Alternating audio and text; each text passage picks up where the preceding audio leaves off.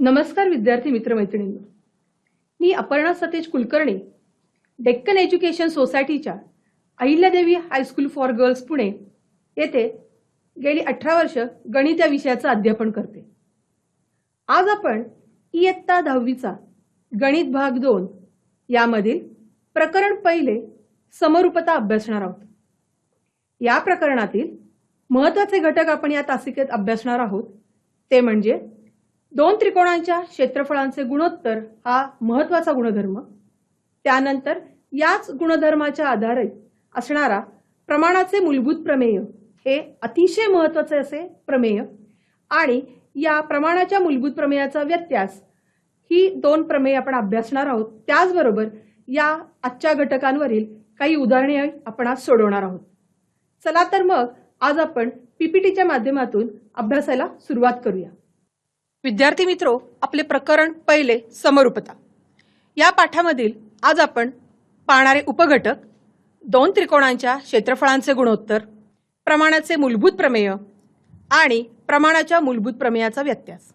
यामधील दोन त्रिकोणांच्या क्षेत्रफळांचे गुणोत्तर हा सर्वात महत्त्वाचा गुणधर्म, या गुणधर्मावर आधारित आपलं प्रमाणाचं मूलभूत प्रमेय आहे। चला तर मग आज आपण सर्वात पहिल्यांदा आपल्या असणाऱ्या पूर्वज्ञानाचा अभ्यास करूया। पूर्वज्ञान म्हणजे इयत्ता 9वी मध्ये आपण गुणोत्तर व प्रमाण यांचा अभ्यास केला आहे। ए आणि बी आपण m भागिले n आहे हेच विधान जर मी a आणि b या दोन संख्या m n म्हणजे आपण चिन्हाचा वापर केला या प्रमाणात आहे असेही लिहितो। या संकल्पनेसाठी आपण सामान्यपणे धनवास्तव संख्यांचा विचार करतो। आपल्याला हे माहिती आहे की रेषाखंडाची लांबी आणि एखाद्या आकृतीचे क्षेत्रफळ या धनवास्तव संख्या असतात।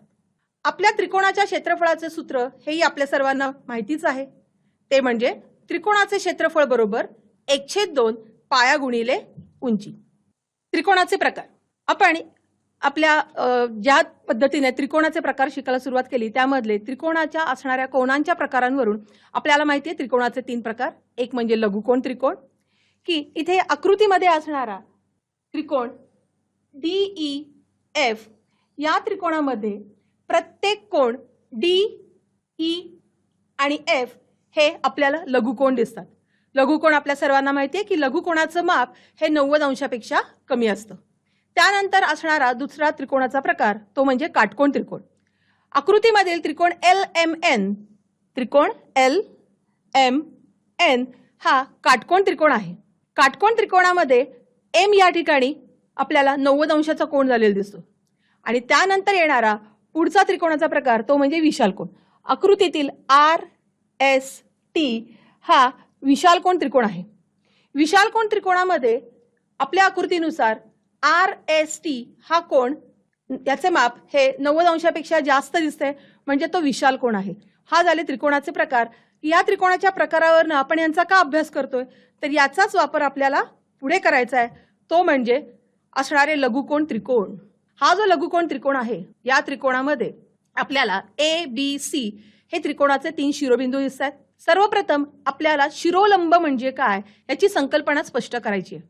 शिरोलंब म्हणजे त्रिकोणाच्या शिरोबिंदूतून त्याच्या समोरील बाजूवरती टाकलेला लंब रेषाखंड। म्हणजे आपल्या आकृतीतील लघुकोण त्रिकोण ABC या लघुकोण त्रिकोणामध्ये जर मी A या शिरोबिंदूतून त्याच्या समोरील बाजू BC वरती जर मी लंब रेषाखंड काढला तो म्हणजे रेख AD तर हा झाला या त्रिकोणाचा शिरोलंब। त्याचप्रमाणे C या शिरोबिंदूतून सुद्धा त्याच्या समोरील बाजू AC वरती काढलेला लंब म्हणजेच CF हा या त्रिकोणाचा शिरोलंब झाला। त्याचबरोबर B या शिरोबिंदूतून त्याच्या समोरील बाजू AC वर टाकलेला लंब म्हणजे रेख BE हा सुद्धा या त्रिकोणाचा शिरोलंब झाला। आपल्या सर्वांना हेही माहिती आहे की त्रिकोणाचा शिरोलंब म्हणजेच त्या त्रिकोणाची उंची। उंची नेहमी लंबांतरच आपण ग्राह्य धरत असतो। हा झाला त्रिकोण लघुकोण त्रिकोण, की लघुकोण त्रिकोणामध्ये असणारे शिरोलंब हे 3ही शिरोलंब कसे आहेत तर एकसंपात आहेत। एकसंपात म्हणजे हे 3ही शिरोलंब एकाच बिंदूत आपल्याला छेदताना दिसतात। आपल्या आकृतीमध्ये हे 3ही शिरोलंब म्हणजे BE त्यानंतर CF आणि AD हे H या बिंदूमध्ये आपल्याला एकसंपात झालेले दिसतात। त्यानंतर येणारा महत्त्वाचा आणि जो परीक्षेमध्ये मुलांनो तुम्हाला अवघड वाटतो किंवा आपल्या लक्षात येत नाही तो म्हणजे काटकोन त्रिकोण. समोरील आकृतीमध्ये ABC हा काटकोन त्रिकोण आहे. बिंदू बी जवळ किंवा शिरोबिंदू बी जवळ 90 अंशाचा कोन आहे. आता या काटकोन त्रिकोणामध्ये असणाऱ्या त्याची लंब उंची कोणती? आता समोर मला दिसतीये की बी हा शिरोबिंदू समोरील असणारी बाजू म्हणजे AC म्हणजे काटकोन त्रिकोणाचा कर्ण. मग कर्णावरती टाकलेला लंब दिसतोय म्हणजे BD ही एक मला लंब उंची दिसते. मग आता आपण काय म्हणतो की प्रत्येक त्रिकोणाला 3 शिरोलंब असतात. मग काटकोन त्रिकोणामधले 3 शिरोलंब कोणते? तर BD हा एक शिरोलंब झाला. तर उरलेले 2 जे शिरोबिंदू आहेत ते म्हणजे A आणि C. बघा AB ही त्याच्या समोरील असणारी बाजू कुठली? BC.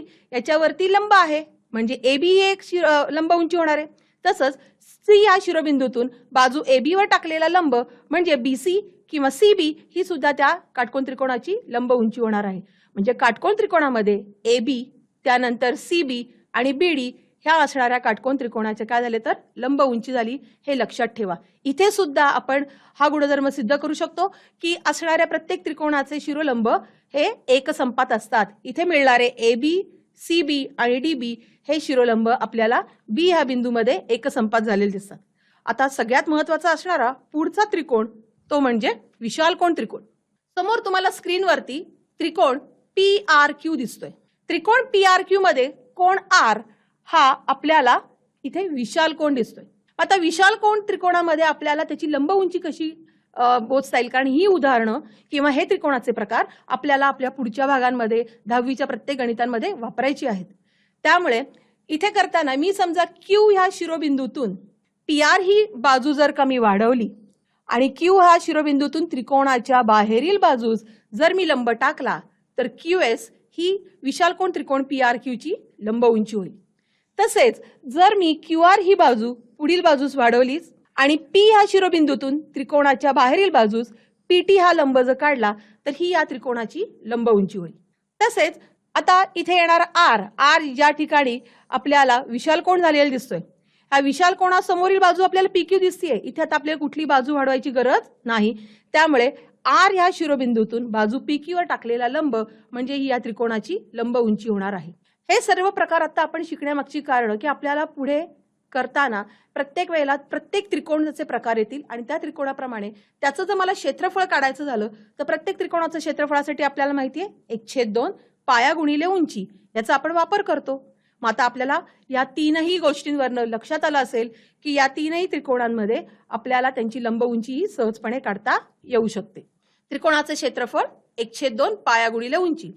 समोरील आकृतीनुसार त्रिकोण ABC मध्ये BC हा पाया आहे आणि A हा शिरोबिंदूतून पाया BC वरती AD ही लंब उंची काढली आहे. म्हणून या त्रिकोणाचे क्षेत्रफळ त्रिकोण ABC चे क्षेत्रफळ बरोबर 1/2 BC गुणिले AD.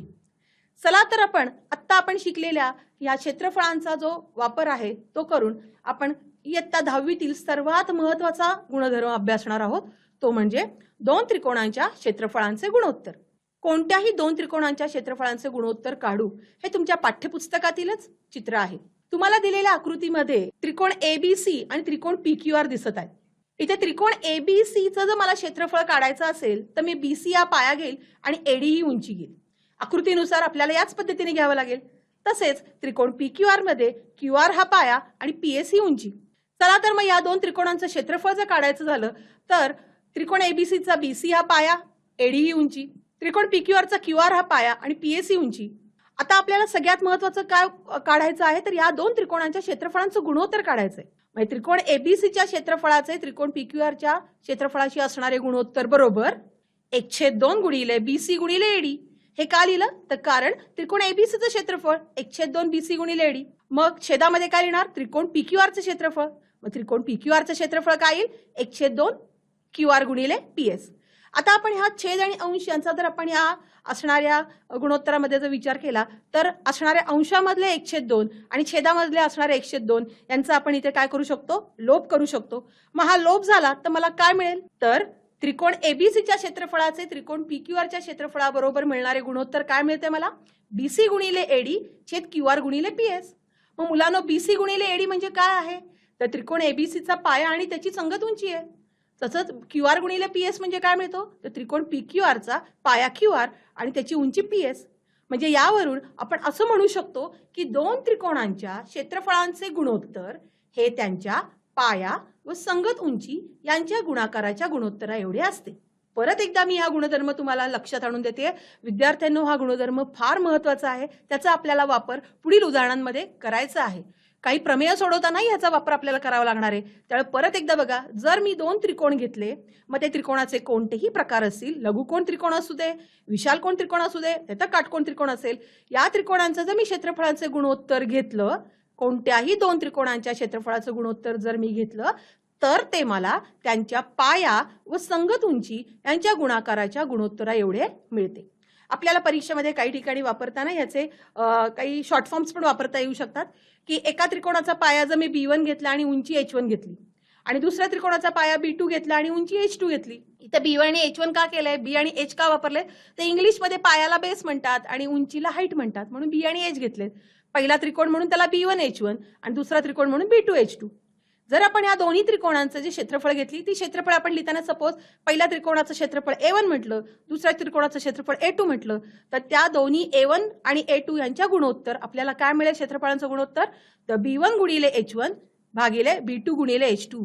म्हणजेच दोन्ही त्रिकोणांच्या क्षेत्रफळाचे गुणोत्तर हे त्यांच्या पाया व संगत उंची यांच्या गुणाकाराच्या गुणोत्तरा एवढे मिळते.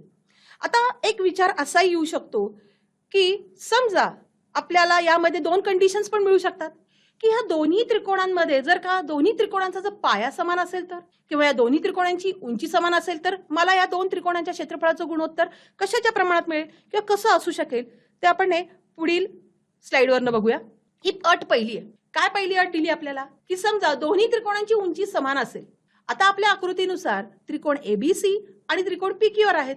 आता आपल्या आकृतीमध्ये त्रिकोण ABC मध्ये AD ही लंब उंची दिसतीये आणि तिला H असं अक्षर लिहिलंय आणि त्यावेळेला पाया कोण आहे मुलांनो, BC आहे.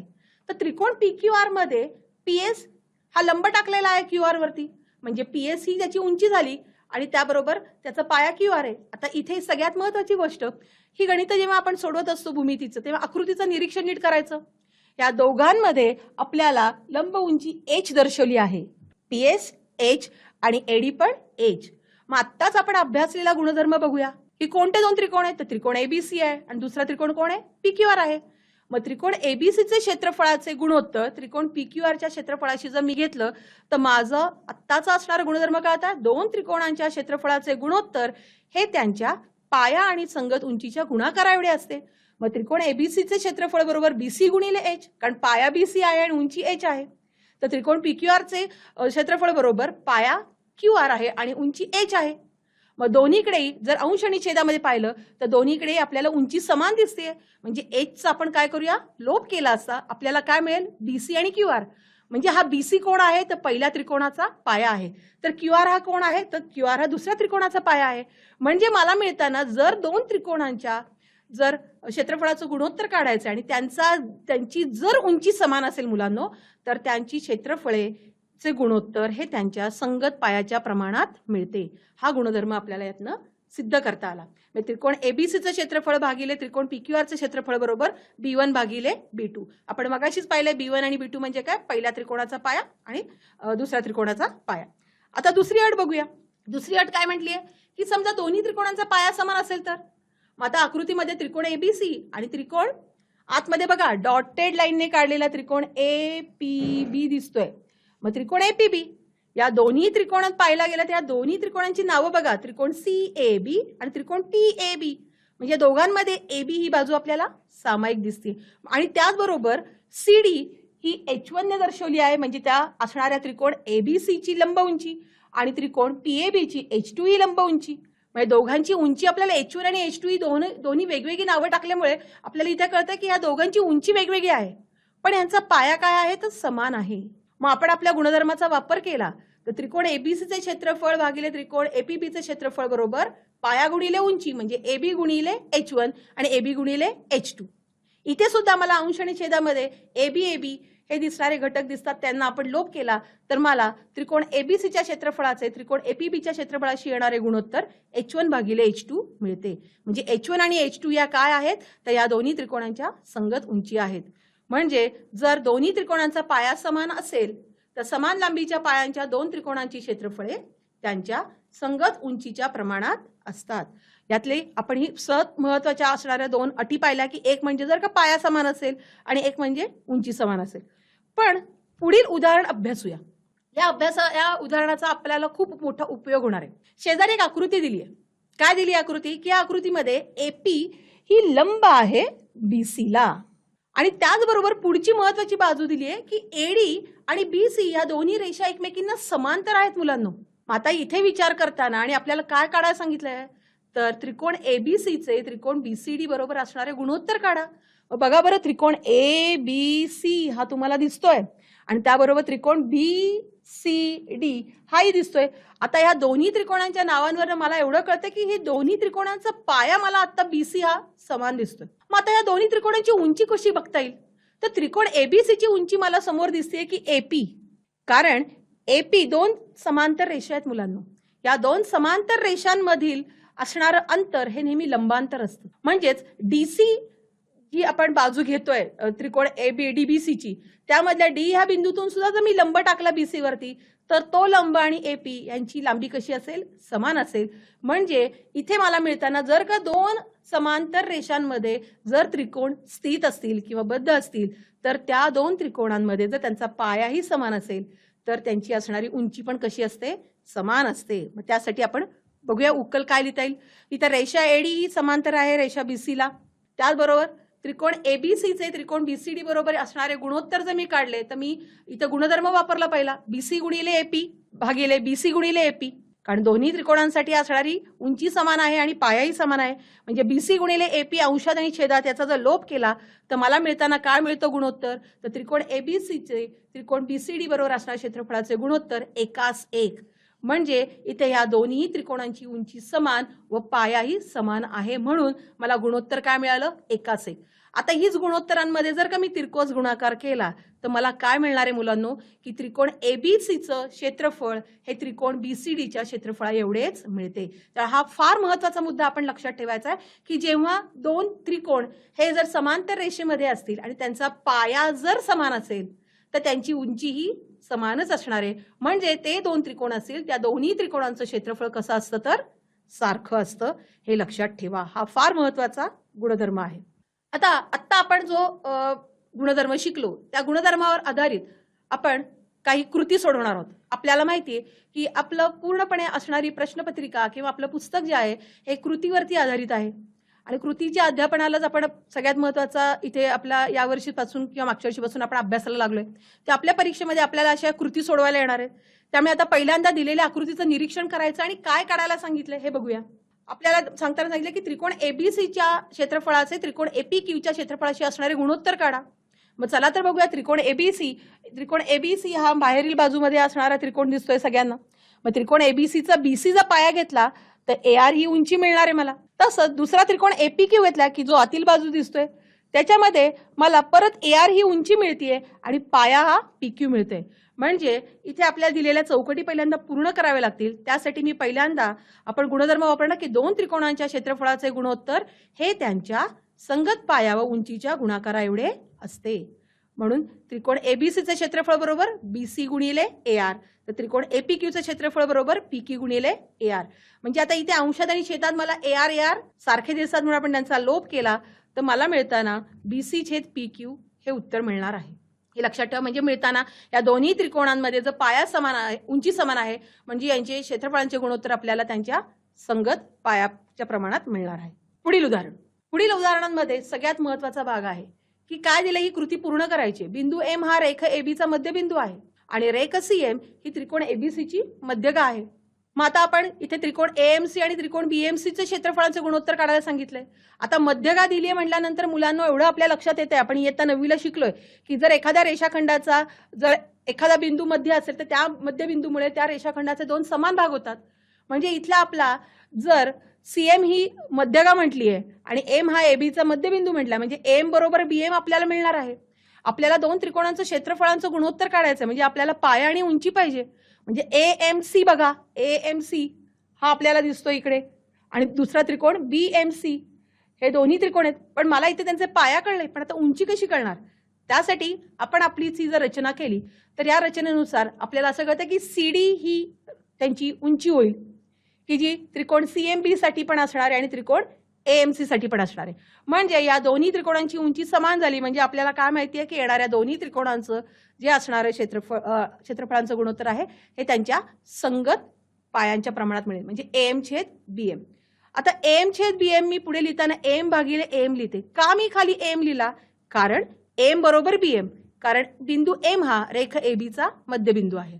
म्हणून M आणि M अंश आणि छेदामधले जर लोप पावले तर आपल्याला मिळताना काय मिळेल? 1 हे उत्तर मिळणार आहे. सर्वात महत्त्वाच्या तुमच्या पुस्तकामध्ये आज सगळ्या गोष्टी तुम्हाला छान लिहून दिल्या, त्यामुळे लक्षात ठेवा की दोन त्रिकोणांच्या क्षेत्रफळाचे गुणोत्तर हे त्या त्रिकोणांच्या पाया व संगत उंची यांच्या गुणाकाराच्या गुणोत्तरा एवढे असते. समान उंचीच्या त्रिकोणांची क्षेत्रफळे त्यांच्या संगत पायांच्या प्रमाणात असतात. समान उंचीच्या त्रिकोणांची क्षेत्रफळे त्यांच्या संगत पायांच्या प्रमाणात असतात. समान पायांच्या त्रिकोणांची क्षेत्रफळे त्यांच्या संगत उंचीच्या प्रमाणात असतात. या आकृत्यांचं निरीक्षण आपण परत एकदा करूया की इथे AD आणि BC या दोन समांतर रेषा आहेत, त्यामध्ये दोन त्रिकोण बद्ध झाले, त्रिकोण ABC आणि त्रिकोण BCD. हे परत सांगते कारण आपल्याला पुढचं आपलं महत्त्वाचं प्रमेय अभ्यासायचं आहे. त्यासाठी या दोन्ही आकृत्यांचा अभ्यास आपण परत लक्षात ठेवून इथे असताना दोन्ही त्रिकोणांमध्ये पाया आणि उंची पहिली जी आहे जिथे AD आणि BC समांतर आहे तिथे पाया आणि उंची समान आहे.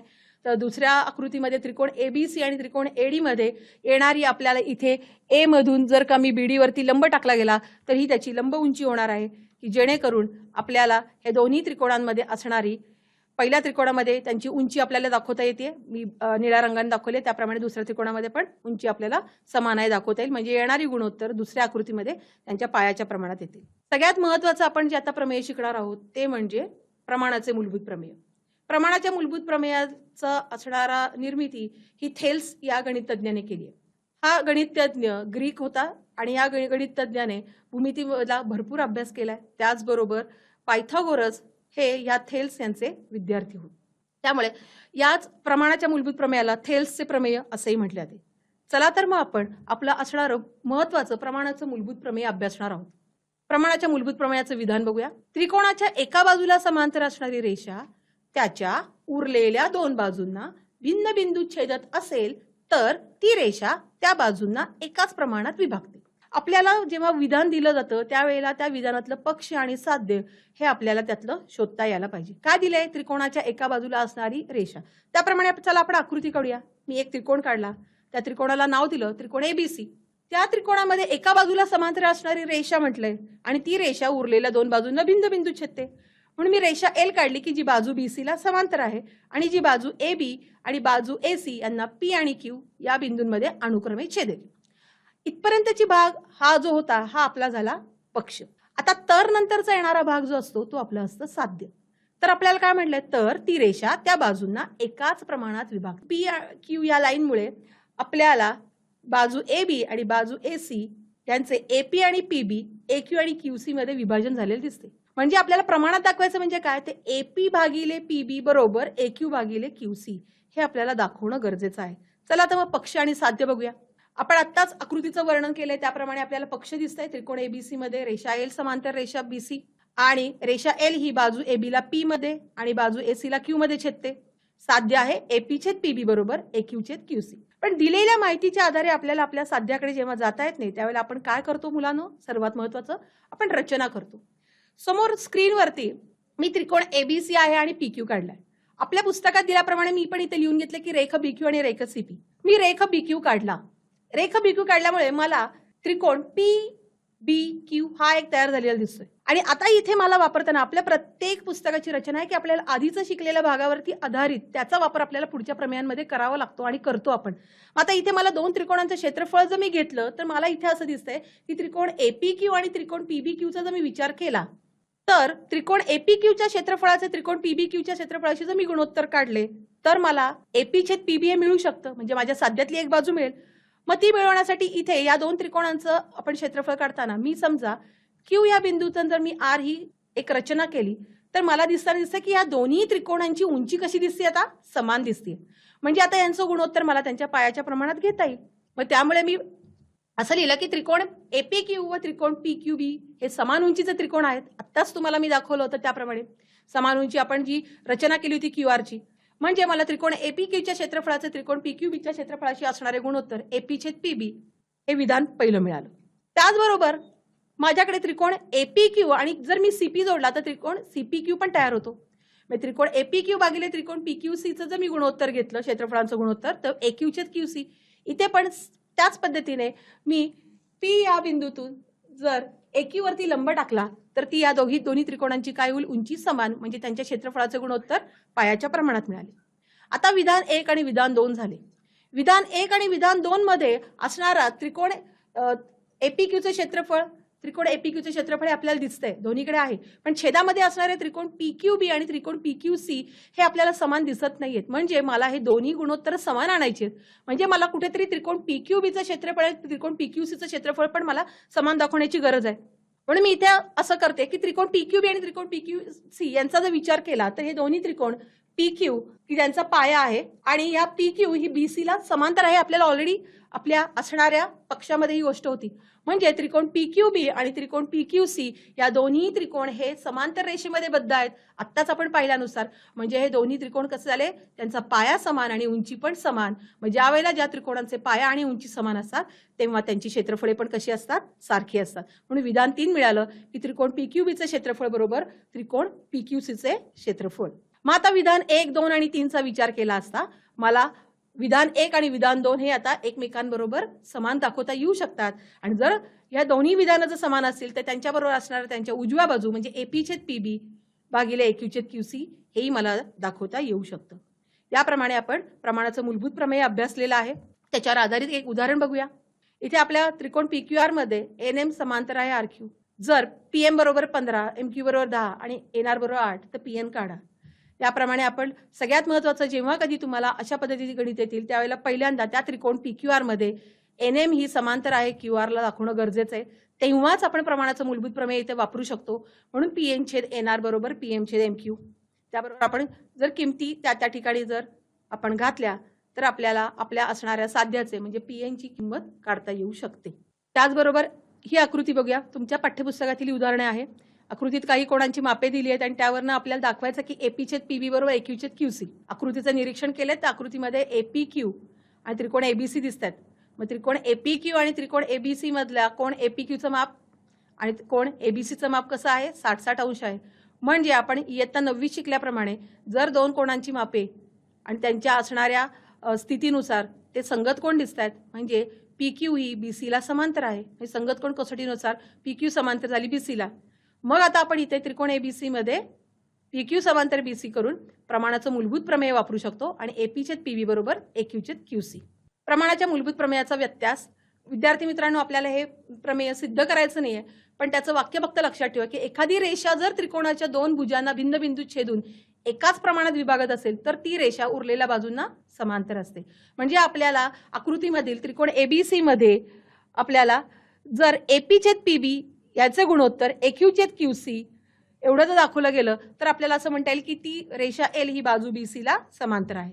याच्यावर आधारित आपण उदाहरण बघूया की त्या उदाहरणाच्या आधारे तुम्हाला सर्व गोष्टी सहजपणे सोडवता येऊ शकतील. दिलेल्या माहितीप्रमाणे त्रिकोण PQR मध्ये PM ही तुम्हाला देताना 15, PQ 25, PR 20 आणि NR 8 दिली आहे.